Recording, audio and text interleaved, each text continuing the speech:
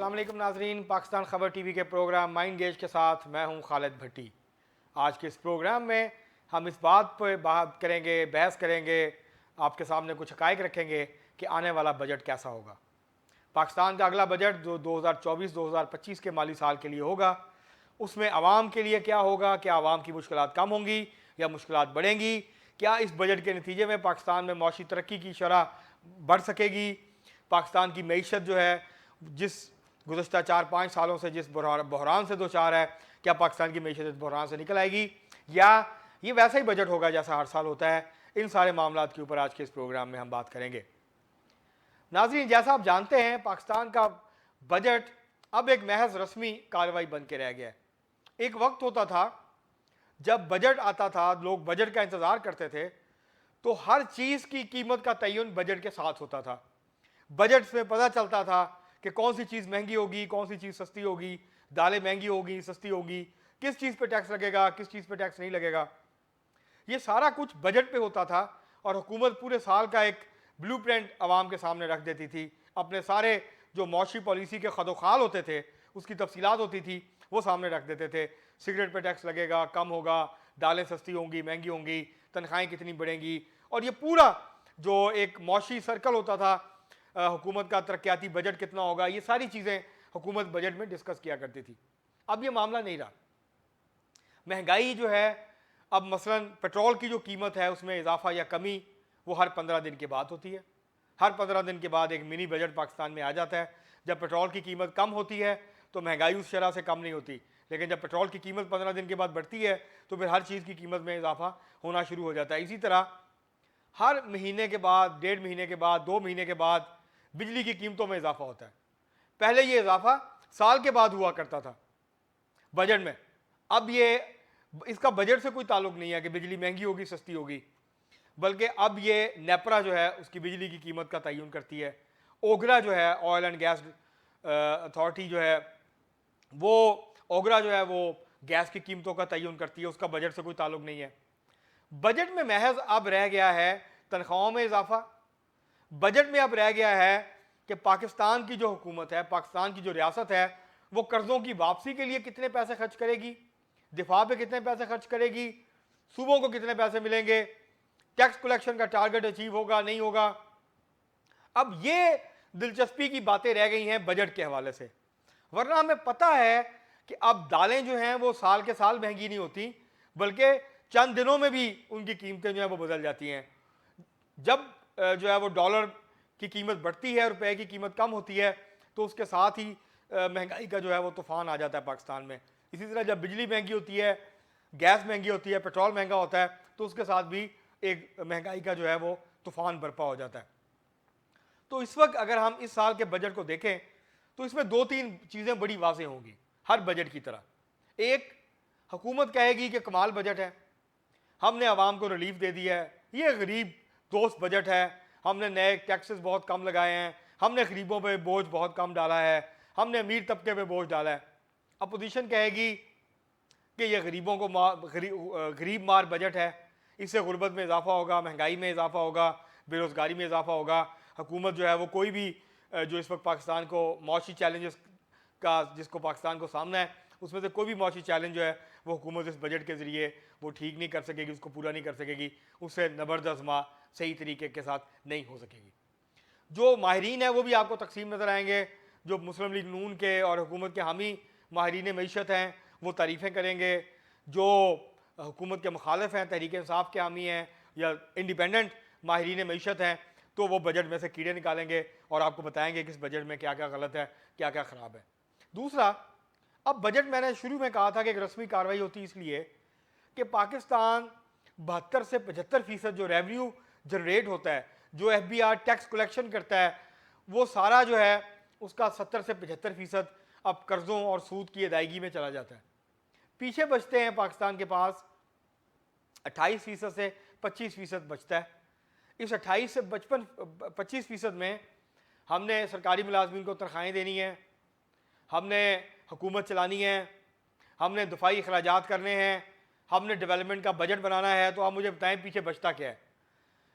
ये जितना भी मामलात हैं, ये जितना भी जो है हमारे अखराजात होते हैं हुकूमत के, जो कर्ज़ों की वापसी है और जो सूद की अदायगी है, उसके बाद जो पैसे बचते हैं उसमें से बड़ा जो खर्चा है हमारा वो दिफाई बजट है। उसके बाद फिर डेवलपमेंट है और हुकूमत के अखराजात हैं। तो दफा और हुकूमत के अखराजात, तनख्वाहें वगैरह, पेंशन और जो हम सूद की कर्जा वापस करते हैं, तो इसके बाद हमारे पास पैसे नहीं बचते, हुकूमत पाकिस्तान के पास पैसे नहीं बचते। उसके बाद हम जो भी करते हैं वो कर्जा लेते हैं, वो कर्ज लेते हैं और पहले लिए हुए कर्ज़ों की वापसी के लिए भी कर्जा लेते हैं और अपने बाकी मामलात को चलाने के लिए, डेवलपमेंट करने के लिए जो है वो सूबों को पैसे देने होते हैं और मामलात होते हैं हुकूमत के, वो चलाने के लिए फिर हम पाकिस्तान के बैंकों से कर्जा लेते हैं और हम बाहर से कर्जा लेते हैं, आलमी मालियाती इदारों के साथ से कर्जा लेते हैं, IMF से कर्जा लेते हैं, एशियन डेवलपमेंट बैंक से लेते हैं, IMF से लेते हैं। तो इसलिए ये जो बजट होगा ये मुश्किल बजट होगा, ये एक मुश्किल बजट होगा। इस बजट के नतीजे में महंगाई उस तरह से कम नहीं होगी, बल्कि इस बजट के बाद जो भी महंगाई कम हुई है, इसके बाद इस बजट के बाद महंगाई में इजाफा होगा और फिर अगले साल जाके महंगाई में कमी आनी शुरू होगी। इस बजट के बाद महंगाई बढ़ेगी, गैस की कीमतों में इजाफा होगा, बिजली की कीमतों में इजाफा होगा और टैक्सेस जो हैं, क्योंकि GST 17 से 18 पे जाएगी, 1% GST में इजाफे की तवक्को है, जो पर्सनल इनकम टैक्स है उसमें इजाफा होगा और इसके अलावा इनडायरेक्ट टैक्सेस जो हैं वो भी लगेंगे, वो शोबे जहाँ पे टैक्सेस नहीं है उसके ऊपर भी जो टैक्सेस हैं वो लगेंगे। IMF ये भी मुतालबा कर रहा है कि पेट्रोल के ऊपर जो development levy, petroleum development levy है 60 रुपये, उसके अलावा GST भी लगाया जाए उसके ऊपर।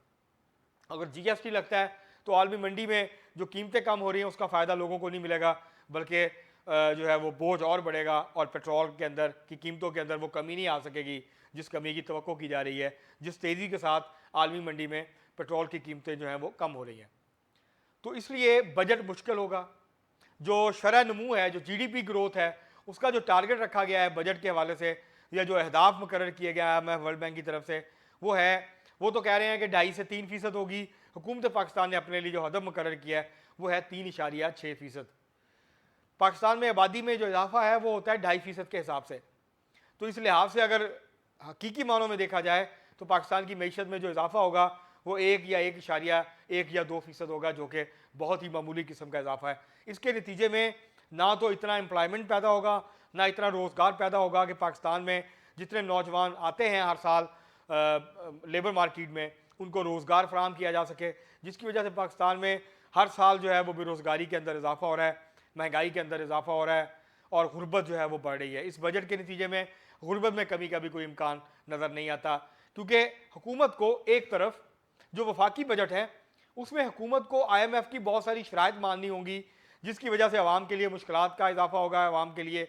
लेकिन नून लीग की हुकूमत कोशिश करेगी कि जो पंजाब का बजट हो वो एक पॉपुलर बजट हो, पॉपुलिस्ट बजट हो, जिसमें लोगों को रिलीफ दिया जाए, लोगों को यह एहसास दिलाया जाए कि देखें वहाँ हम मजबूर हैं क्योंकि हम IMF के प्रोग्राम में जा रहे हैं तो हम आपको उतना बड़ा रिलीफ नहीं दे सकते, लेकिन देखें हमने आपको पंजाब में कितना बड़ा रिलीफ दिया है, डेवलपमेंट के प्रोजेक्ट्स, इसके अलावा जो है वो सस्ती रोटी और बहुत सारी चीज़ें जो हैं, इस तरह के सस्ते मकान, इस तरह की इनिशिएटिव्स जो है वो पंजाब की गवर्नमेंट लेगी जो कि पॉपुलिस्ट मेयर्स होंगे।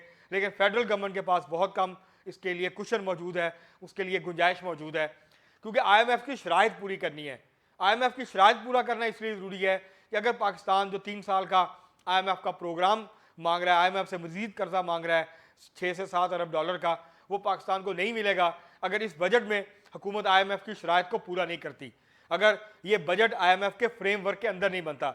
और ये पाकिस्तान की तारीख का पहला मौका होगा जब IMF के प्रोग्राम में जाए बगैर हुकूमत पाकिस्तान IMF की हिदायत की रोशनी में, IMF की शराइत की रोशनी में जो है वो बजट बनाएगी। और इस बजट में हुकूमत के पास बहुत कम मौका है, इसलिए ये एक सख्त बजट होगा, ये पाकिस्तान के अवाम के लिए एक मुश्किल बजट होगा। इसमें पेंशन बढ़ेगी, 10 से 15% तनख्वाहें बढ़ेंगी, जो कि बहुत बड़ा इजाफा नहीं होगा।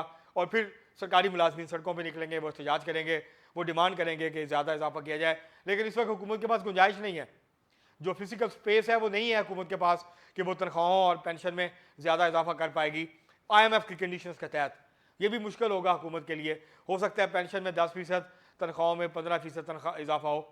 तो ये ओवरऑल जो पाकिस्तान की इस वक्त इकनॉमिक सिचुएशन है, इस बजट के नतीजे में अलबत्ता पाकिस्तान की जो शरह तरक्की है उसमें थोड़ा सा इजाफा होने की तवक्को है, लेकिन पाकिस्तान का जो सर्विसेज सेक्टर है उसके अंदर कोई बहुत बड़ी तरक्की होने के इम्कानात बहुत कम है। इंडस्ट्रियल सेक्टर ने 2% के हिसाब से तरक्की की है, इसमें थोड़ा बहुत इजाफा हो जाएगा, लेकिन इंडस्ट्रियल सेक्टर में भी बहुत बड़ी तरक्की के इम्कान जो हैं वो बहुत कम है।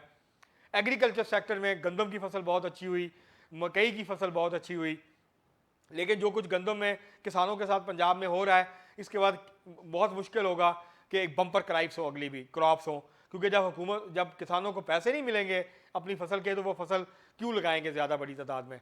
तो ये भी इश्यूज़ हैं। अब पंजाब हुकूमत कह रही है किसान कार्ड, हो सकता है वफाकी हुकूमत भी कोई इंसेंटिव का ऐलान करे किसानों के हवाले से, क्योंकि जो आउटपुट है, जो इनपुट है, जो लागत है पैदावारी इंडस्ट्री की और एग्रीकल्चर की, वो बहुत ज़्यादा बढ़ रही है। खाद की कीमतें बहुत बढ़ रही हैं। मसलन करेंसी को अगर हम देखें तो पाकिस्तान और इंडिया के अंदर जो बिजली है किसानों की, जो खाद है किसानों के लिए, उसके अंदर 1 और 3 का फ़र्क होना चाहिए, लेकिन ये फ़र्क बहुत ज़्यादा है। जो खाद इंडिया में 1000-1200 की मिलती है, वो पाकिस्तान में 5000-6000 की मिलती है। जो खाद इंडिया में 2000-2500 की मिलती है, वो पाकिस्तान में 13-14 की मिलती है। तो बहुत ज़्यादा फ़र्क है कीमतों का, और उसकी वजह मुनाफाखोरी है। तो इसलिए ये मुश्किल बजट होगा। इस बजट में हुकूमत के पास बहुत कम जो है वो ऐसी जगह हैं जहाँ वो लोगों के लिए रिलीफ दे सकेगी। बिजली भी महंगी होने का इम्कान है, गैस भी मज़ीद महंगी होने का इम्कान है, और अगर GST लगती है पेट्रोल के ऊपर तो फिर पेट्रोल महंगा होने का भी इम्कान है, या उसके अंदर उस हिसाब से कमी नहीं होगी जितनी कि तवक्को की जा रही है। तो ये इसलिए हुकूमत ने कर्ज़े वापस करने हैं। मुसलसल हुकूमत के जो कर्ज़े लेने की शरह है वो मुसलसल वो बढ़ती जा रही है।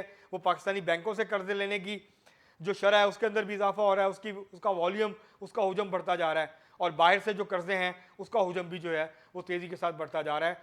तो इसलिए इस बजट में बहुत कम इम्कान होगा कि लोगों को कोई बड़ा रिलीफ दे सके हुकूमत। IMF की शराइत अगर पूरी करती है तो फिर हुकूमत को मुश्किल फ़ैसले करने होंगे, आवाम पे बोझ डालना पड़ेगा। हुकूमत कोशिश करेगी कि इधर या उधर से कुछ रिलीफ दे, लेकिन बहुत मुश्किल होगा हुकूमत के लिए। सूबाई हुकूमतों के लिए मिलता आसान होगा कि वो अपने अपने सूबों के अंदर मुख्तलिफ स्कीमें अनाउंस करे, मुख्तलिफ मनसूबे जो हैं उनको शुरू करे, जिससे कि लोगों को थोड़ा बहुत जो है वो रिलीफ मिलने का इम्कान हो। वफाकी हुकूमत के पास इस वक्त इस बजट में बहुत कम मौके हैं, क्योंकि जो अहदाफ रखे जाएंगे टैक्स कलेक्शन का, बाकी उनके लिए टैक्स बढ़ाना पड़ेगा, क्योंकि टैक्स बेस नहीं बढ़ रही। नए लोग टैक्सों में नहीं, टैक्स नेट के अंदर नहीं आ रहे। हुकूमत के अंदर, पाकिस्तान के अंदर जो टैक्स देने वाले हैं उनकी तादाद इतनी नहीं बढ़ रही कि उसके नतीजे में टैक्स कलेक्शन इतनी बढ़ जाए कि हुकूमत को जो है जो अपने अखराजात हैं वो हुकूमत अपनी जो आमदन है उससे पूरे कर सके। इसकी जो क्राइसिस है वो ये है कि हुकूमत के अखराजात कहीं ज़्यादा हैं उससे कि जितनी उसकी आमदन है।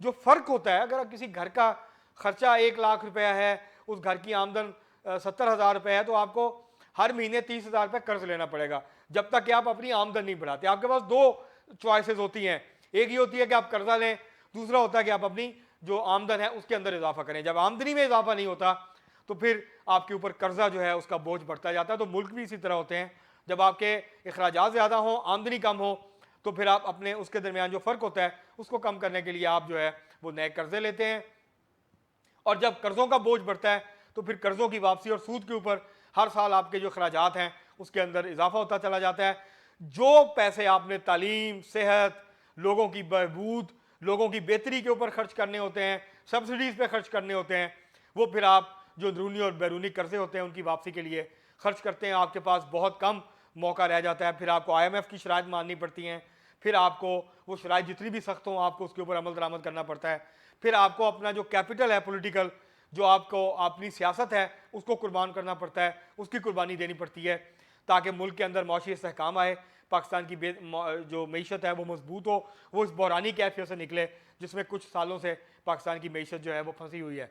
तो ये सब करने के लिए हुकूमत को बहुत मुश्किल फ़ैसले करने होंगे। उन मुश्किल फ़ैसलों का जो असर है वो बराह रास्त आवाम के ऊपर पड़ेगा, जिसके नतीजे में इस बात के इम्कानात कम है कि इस बजट के बाद पाकिस्तान के अंदर जो लोगों की तवक्को है कि महंगाई कम होगी उस रफ्तार से, गुर्बत कम होगी और जो बेरोज़गारी है वो कम होगी, तो ऐसा नहीं लगता कि इन तीनों चीज़ों के अंदर बड़ी जो है वो कमी आएगी, बल्कि लगता ही है कि बजट के बाद इस जो महंगाई है उसकी शरह के अंदर इजाफा होगा। जो इस वक्त हुकूमत खुश हो रही है उसको परेशानी का सामना करना पड़ेगा जब लोगों को तकलीफ़ होगी। अब तक के लिए इतना ही, बहुत शुक्रिया।